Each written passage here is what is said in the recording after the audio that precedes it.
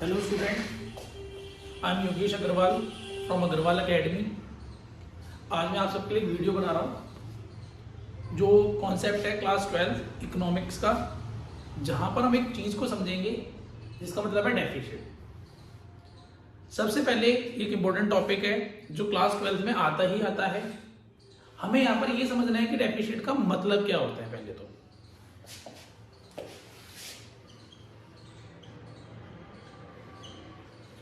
देखिए जरा, किसी भी गवर्नमेंट के अंदर ना हमें दो चीजें दिखानी होती हैं, गवर्नमेंट की इनकम और गवर्नमेंट के खर्चे, जिनको हम अगर इको की लैंग्वेज में जाएं तो गवर्नमेंट के एक्सपेंडिचर्स और गवर्नमेंट की रिसीप्ट्स।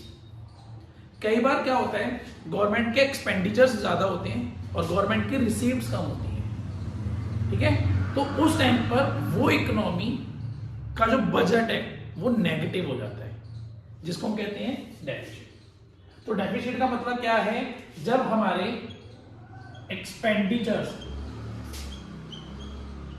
ज्यादा हों किससे, हमारी रिसीव्स से। तो इस बात को समझकर चलेंगे। अब जब हम किसी भी इकोनॉमी के अंदर जाते हैं तो वहां पर डेफिसिट कोई एक तरीके का नहीं होता, अलग अलग तरीके का डेफिसिट होता है।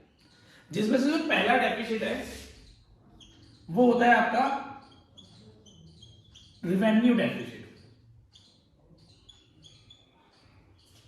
अब इस रिवेन्यू डेफिसिट का मतलब क्या है, यहां पर हमें यह देखना होता है कि हमारी रिवेन्यू रिसीप्ट और रिवेन्यू एक्सपेंडिचर्स के बीच में क्या डिफरेंस है। और अगर मुझे लगता है कि मेरे रिवेन्यू एक्सपेंडिचर ज्यादा हैं किससे, मेरी रिवेन्यू रिसीप्ट से, तो उस टाइम पर हमारी इकोनॉमी किसके अंदर चल रही है, बताओ जरा, रिवेन्यू डेफिसिट में। तो यानी रिवेन्यू डेफिसिट निकालने का एक सिंपल सा फॉर्मूला है, आप अपने रिवेन्यू एक्सपेंडिचर से माइनस कर दीजिए किनको, रिवेन्यू रिसीव्स को।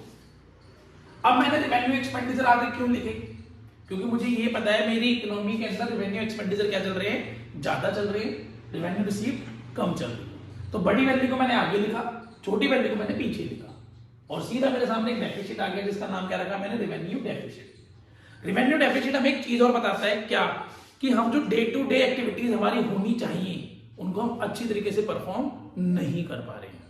क्लियर। दूसरे नंबर पर जो डेफिसिट है हमारा वो है फिस्कल डेफिसिट। अब ये फिस्कल डेफिसिट क्या होता है, देखा जाए किसी भी इकोनॉमी के अंदर इसका रोल ज्यादा बड़ा है फिस्कल डेफिसिट का, क्योंकि यहां पर हम अपने जितने भी खर्चे हैं, याद रखना खर्चे भी या एक्सपेंडिचर दो तरीके के होते हैं, एक रिवेन्यू एक्सपेंडिचर जो मैंने ऊपर लिखे, एक कैपिटल एक्सपेंडिचर भी होते हैं। जब हमारे दोनों टाइप के खर्चे ज्यादा हों किससे, दोनों टाइप की रिसीव से, तो उसको निकालने का सिंपल सा फॉर्मूला है total expenditures minus total receives. अब ये टोटल एक्सपेंडिचर्स कैसे निकलेंगे, टोटल एक्सपेंडिचर हमारे निकलेंगे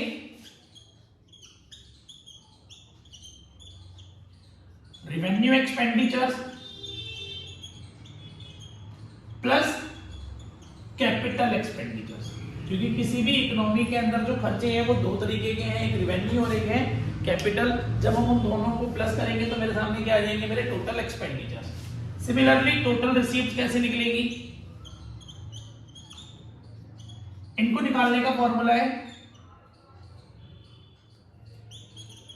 capital receives plus revenue receives.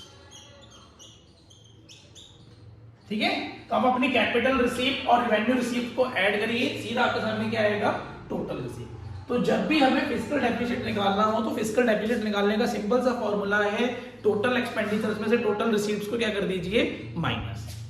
अब अगर हम चाहें तो ये फिस्कल डेफिसिट एक फॉर्मूले से और निकाल सकते हैं और उसको हम कहते हैं बोरोइंग्स। ठीक है, तो मैं यहां पर साइड में लिख देता हूं फिस्कल, यानी एफडी का मतलब है फिस्कल डेफिसिट, जिसको निकालने का एक फॉर्मूला और है, और वो क्या है, बोरोइंग्स।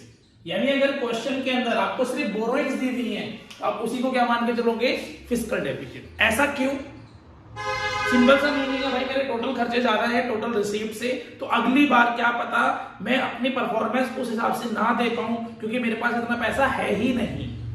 तो मुझे फिर क्या करना पड़ेगा, कुछ ना कुछ बोरो करना पड़ेगा। और मैं कितना अमाउंट बोरो करूंगा, जितना मैं लॉस में चल रहा हूँ। तो जितना मेरा फिस्कल डेफिसिट होगा उतना ही क्या होगा मेरा बोरोइंग्स। ठीक है, तो अभी मैंने आपको 2 डेफिसिट समझाए। अभी एक तीसरा डेफिसिट और होता है, उसको हम लेके चलते हैं नेक्स्ट पार्ट के लिए, जहां पर हम नेक्स्ट पार्ट में उसकी एक्सप्लेनेशन देंगे प्लस इससे रिलेटेड प्रैक्टिकल क्वेश्चंस करेंगे। ठीक है, तो आप इनको नोट कर लीजिएगा। ठीक है, मिलते हैं नेक्स्ट पार्ट में।